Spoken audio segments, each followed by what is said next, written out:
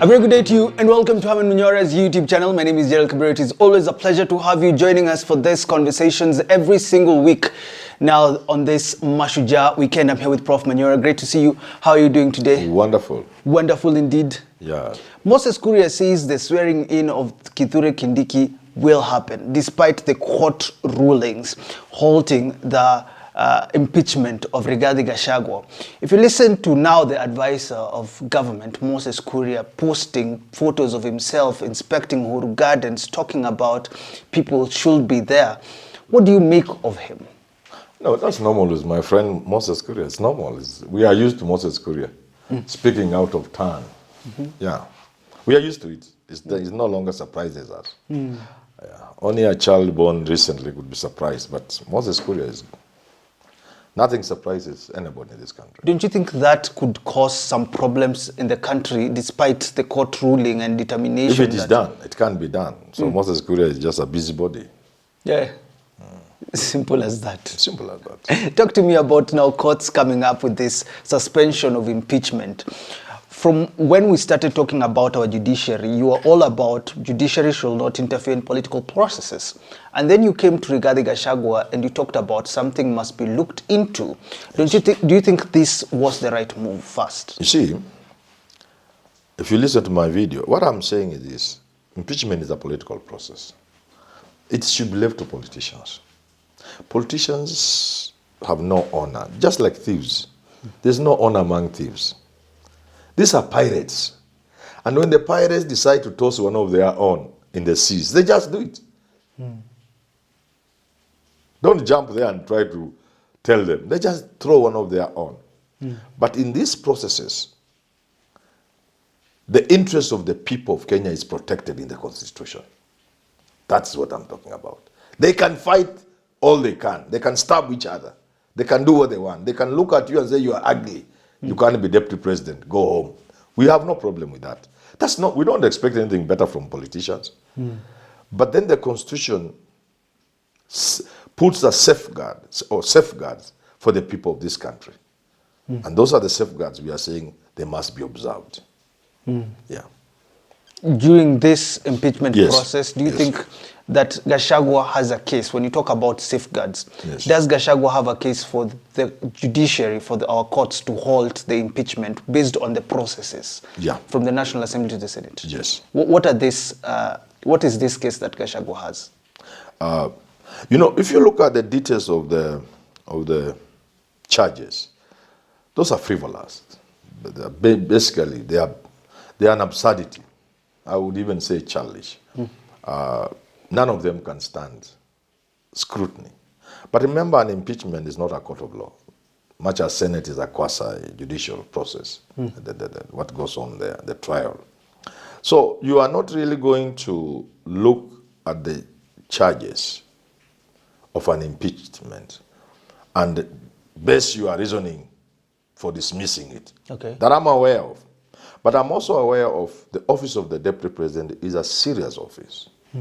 The office of the President is a serious office. And the people of Kenya have given these people their mandate through donating the power to them. And therefore, before you touch these two offices, the Deputy and the President, you must have very serious grounds. And I think for that reason, whereas you can impeach somebody for any reason, including how ugly they look, but because you are touching on the power that was donated by the people of Kenya, you have to do it with very serious reasons. And again, to my next point, which will be the main point, is you have to involve the people of Kenya, because ultimately at the end, you'll put somebody in office through parliament, and yet he was put there by the people. The least you can do is to have serious public participation that, in my view, should follow serious civic education. What have you said? I think you have contradicted yourself. You've said not look at the grounds. Correct. But still, because it's the office of the Deputy President. It's a unique situation whereas you can impeach anybody for anything. Do remember the process of filling that office. You go back to Article 1. The people have donated the power to the President and the Deputy President. So now the process is going to remove that power from the people and give it to National Assembly. The least I'm asking the National Assembly to do is to be cognizant of that fact, and therefore they should come with serious reasons to convince the people of Kenya. The person they chose must go, and the power is not being returned to them in an election.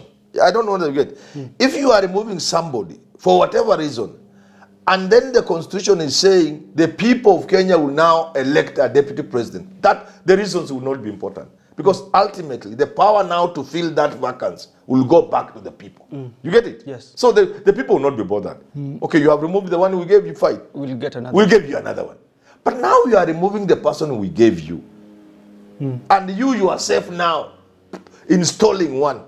So two things must be there. Number one, the reasons must be convincing to the people of Kenya. Much as an impeachment does not require convincing reasons. But in this particular instance, because you are going to take away donated power, surely you must give the people convincing reasons. And the second, you must involve the people.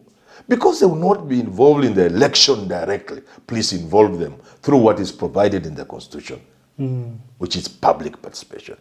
And I'm also adding, if you follow the judgment in the appeal court on BBI, that must also come after some form of civic education. So what is the hurry?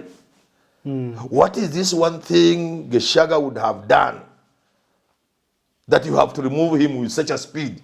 You have no time to educate the people of Kenya, to involve the people of Kenya. They look here, this is a deputy president. When we want to remove him, these are the consequences, blah, blah, these are the safeguards, this is how we are going to go about it, blah. What do you think? Now that's public participation. People can tell you, okay, you can remove him, but blah, blah, blah, blah. So on those two grounds alone, before you look at other technicalities, that impeachment is flawed.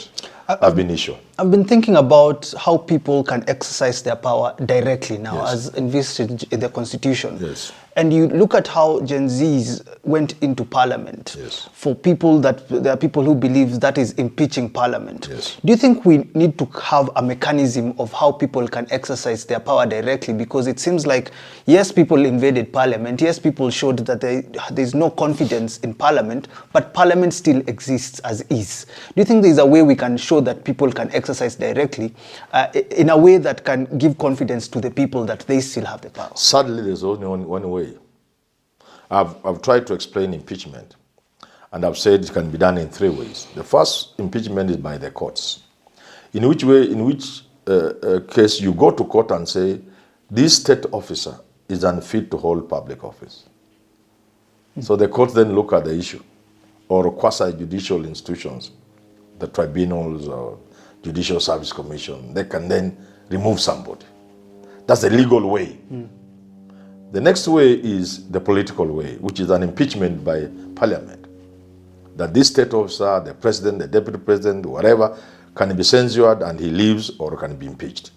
So the National Assembly, Senate can now censure or impeach somebody. That's Parliament. So the first is the Judiciary and the quasi-judicial institutions like tribunals and commissions like Judicial Service Commission and so on and so forth. The second one is Parliament. It can impeach somebody. The third one is the people can impeach somebody. The people. Through what I wish to call street impeachment. What you are referring to. Because it's the highest form. Now, because the institutions the people have given themselves have failed. The people have set up the judiciary. When somebody surely must be removed, or is being removed unfairly, a person must be removed, ought to be removed.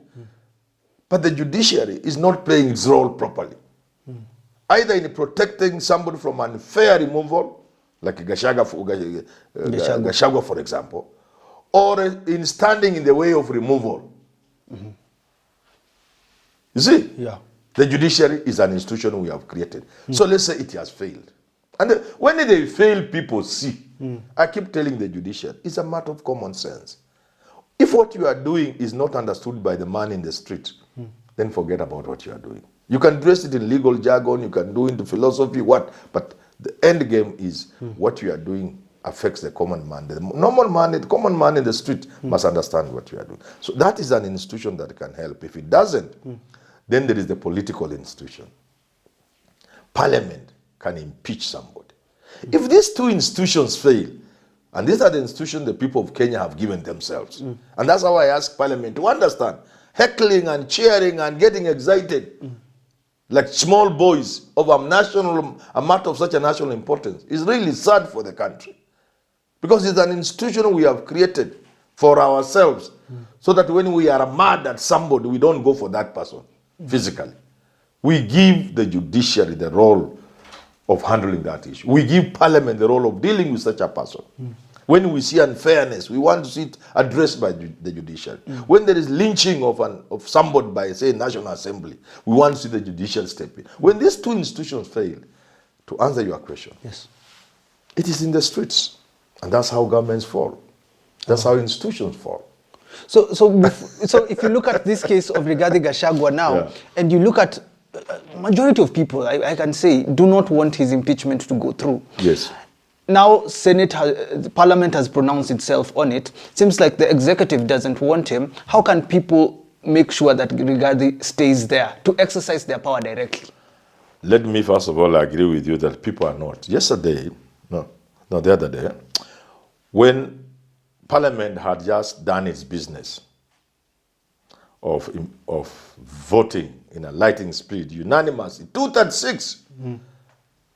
Human nature doesn't work like that. All 236. Yes. That Kindiki is proper must become deputy. And they're very excited, like children.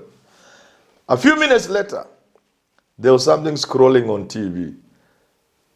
The courts have halted the process. Where I was taking my chicken, chemusha.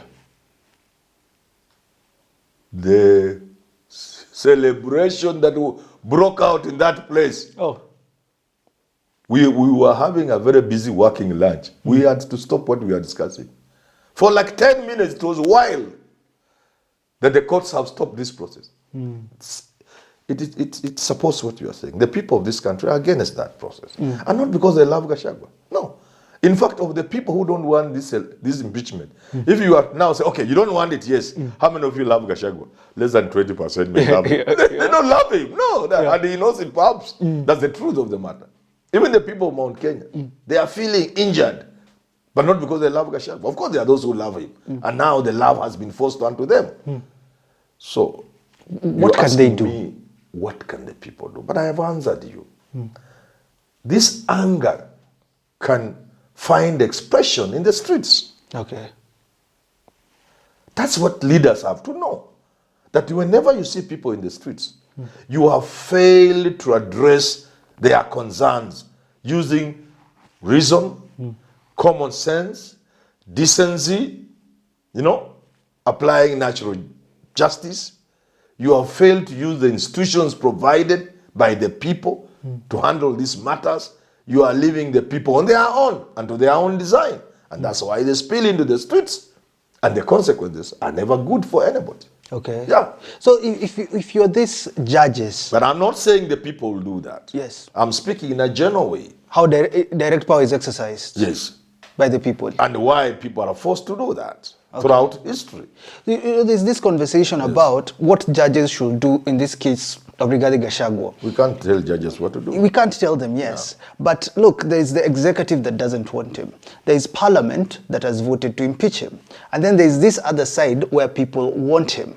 How can the judiciary bring Rigathi Gachagua back to his office? Well, he can't work with those leaders, but the people want him. Have you seen how judges travel in nice cars with security, with good salaries? We always laugh at the university. At a time we were earning like as little as 30, 40,000. Somebody will become a judge to cross over and earn 200. Today, as we earn about 100 or 200, a judge just moves from the university. One of us, a professor, and moves the other side to become a judge, and he earns 10 times our salary. This is the time to justify that earning. Because the judiciary is supposed to arbitrate between parties, to ensure fairness and justice. Justice for Gachagua justice for the National Assembly, justice for the people of Kenya. That's what the judiciary is called upon to do, without fear or fear. It doesn't matter who wants him Without fear who or doesn't fear. want him. And it is very simple. You have asked me about impeachment, where the judiciary clearly comes out as not up to the task. They invite the people of Kenya to impeach them. And it has happened. So just as the people of Kenya try to impeach parliament, they can also impeach the judiciary. In other words, nobody is threatening the judiciary or asking them what to do. Their work is already there, cut out for them. That whenever we have parties in conflict, you are betrayed. And let justice be seen to be done. And you deal with the naked truth. That's why outside the Supreme Court, facing, I think, City Hall, there's that statue of a naked person. And every judge, I can tell you, and maybe some of them don't even know, the moment you take oath of office to be a judge, you are saying, my life is at risk. I'm taking this job knowing that anytime something could happen to me. Because you pass judgment of life and death over people. You sit in judgment over men. And the affairs of men are complicated. And one thing you say in court could injure one part so much, they could come for you. So that's why they say, without fear, No fear. this is the time for the judiciary to show the people of Kenya that they were not wrong in entrusting that power of standing between two parties. Not necessarily like Solomon, but borrowing from Solomon with the wisdom. And that's why decisions of this nature go beyond mere English from lawyers in court. Must go beyond the English. The judges must look beyond the suits the learned men and women are wearing in court, and the English and the Shakespeare quoting and Latin. They must go beyond that. They must go beyond the technicalities that are presented before them by either party. And they must look at the history of this country. They must look at the ethnic configuration of this country. They must look at the politics of the country. But above all, they must know they are speaking for the people and working for the people of this country. And they must be critically aware of what the people want and feel and think about this. But not to say they should be swayed by what the people think and want. Okay. Because in the affairs of man, we realize that these things sometimes can be very temporal. People can be against something today, only tomorrow to realize they were wrong. So the court cannot merely go by what Kenyans are feeling or thinking now, but it's an important guide as they make their decisions on this matter. Well, what a conversation, what a difficult conversation. Hope we'll have a longer form of these conversations. But of course, today, Prof is going to give you his thinking about everything that is happening in the country. Until we do talk again, have yourself a lovely rest of your day.